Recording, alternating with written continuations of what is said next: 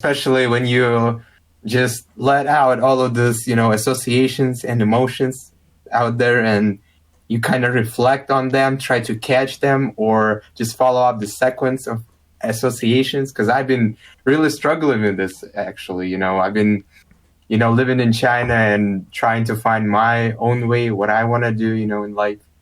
And whenever I try to associate something with something else, it comes with like some, I don't know, some strange feelings and emotions. And after the second one, I might just quit. I'm not going to think that deep, as Julia just said.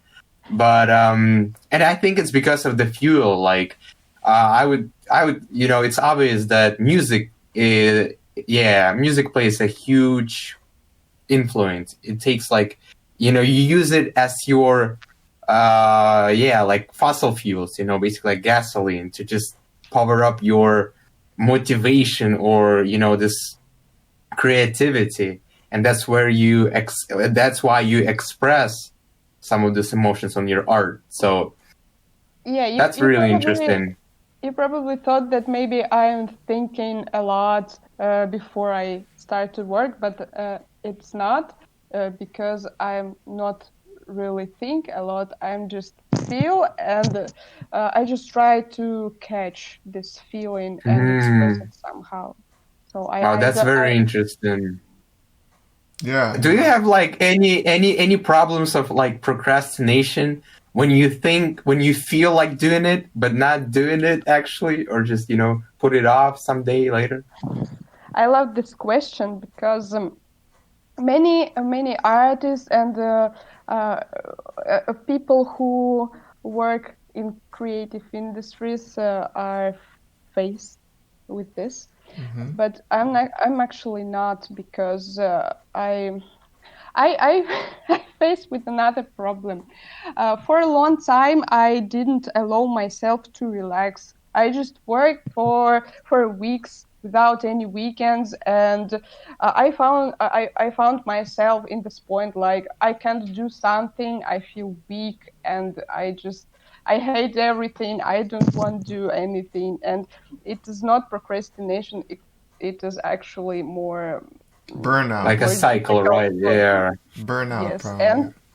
Yes, and after this, when I realized that I have this problem, that I don't let myself to relax, I began to do it like for special. So I forced myself to relax, and also there is problem of art block for many artists, is when you don't know what to draw. And I don't have this problem, because I always have my feelings, and so I just can't exist, and you probably too, without any feelings. And if I always have any feelings, so I can create something. And no, so I face, not with procrastination, but sometimes when I don't have any feedback, like when I do a lot of things, and no one says like your art is bad or your art is cool, and when I have I don't know any any words about it, I'm just like I'm frustrated. Yes, no, and welcome to the club. Yeah, we feel the same way. We get no feedback or no guests want to hear us talk. It's a sad time. And do you have a procrastination problem? I do. Yeah, sometimes. I think for me, I procrastinate when I know something is going to take several steps.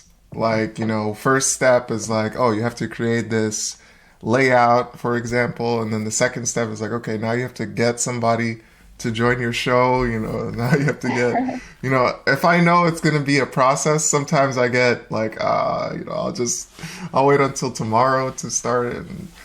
But I think I've been getting better, because I have this problem since I was a kid, since I was like 15. Same stuff with like homework. I go home, I know if I just do my homework, my mom's gonna leave me alone and I can do whatever I want. But it's like, oh, but to do homework, I'm gonna have to read the book and find all the answers. It's gonna be a process. No, I just wanna just let that go. But it's not bad because you enjoy actually things that you're doing, and it could be more useful than some business that you thought you'll do at this time. Yeah. But again, like I think all people, we all get into that point, and I think it's about understanding life. It's like when you get to a certain point and you realize, what am I doing? Why am I creating this stuff? Why am I making things? Like, for what? For money? All right, yeah, money is one objective, but eventually, money is not really going to be a problem.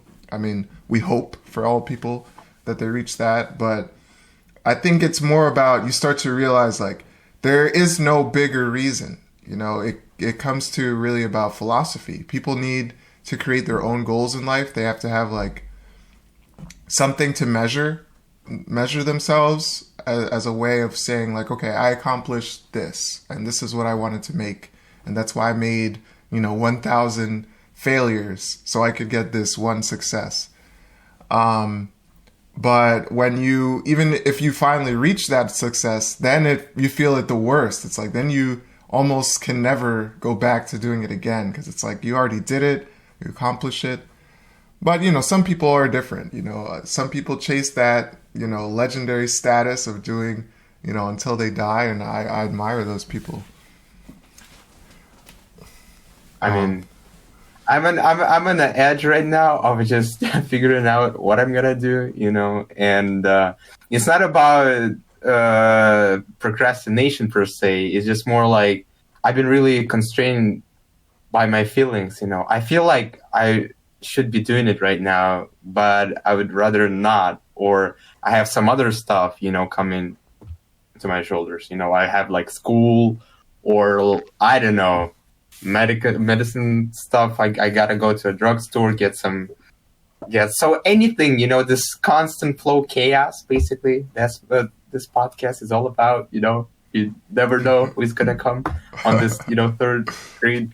So I guess what I'm getting from you, like how I feel this importance of, you're believing in your, this feeling, this constant flow of emotions. So I'm going to learn from you at this point, because I've been actually on this rehabilitation path where I'm just, following up my interest and just trying to, it's better to just figure it out this now, Fedor, and not tomorrow or like on your mom's birthday. No, it's today.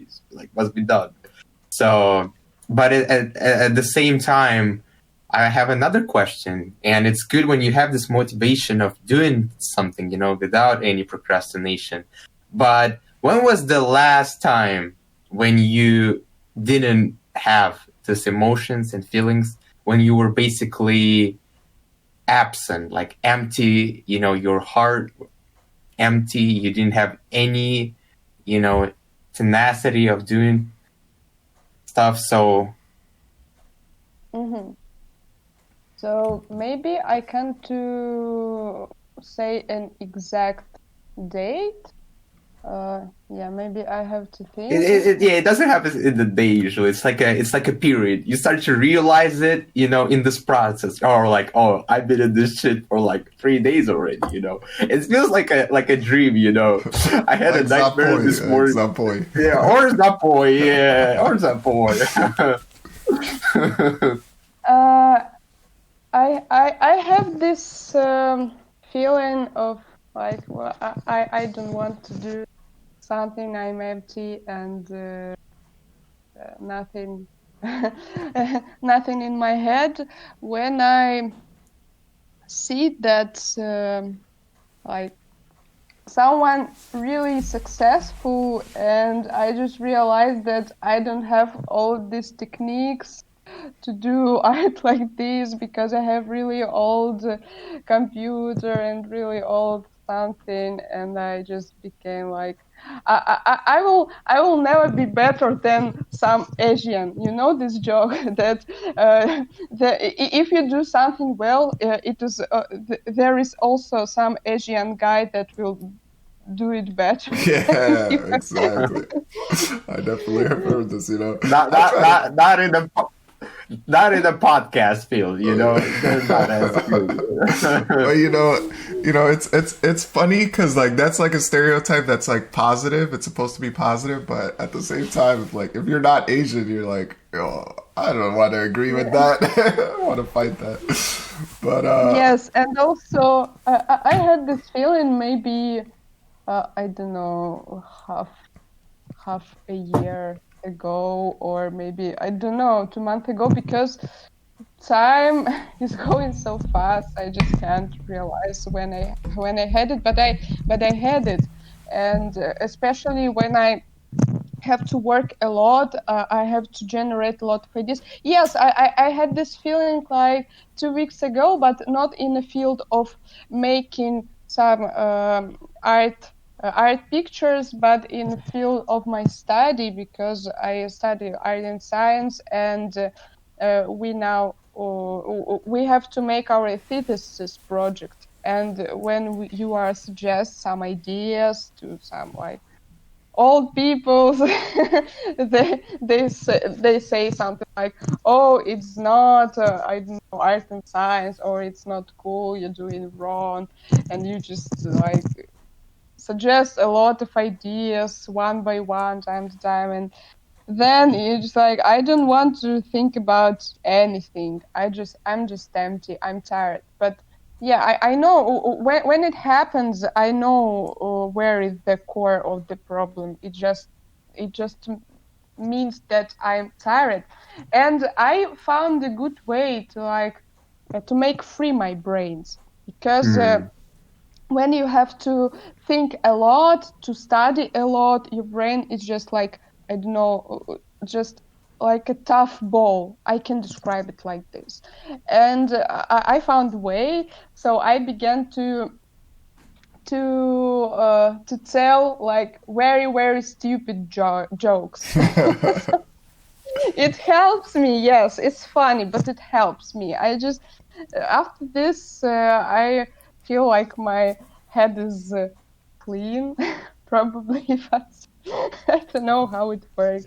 Yeah. Maybe I just love to tell. Just laugh at it, yeah. Yeah, we use the same technique here. If we can't, if we can't make it into something, we just gotta make a joke out of it. I agree with that.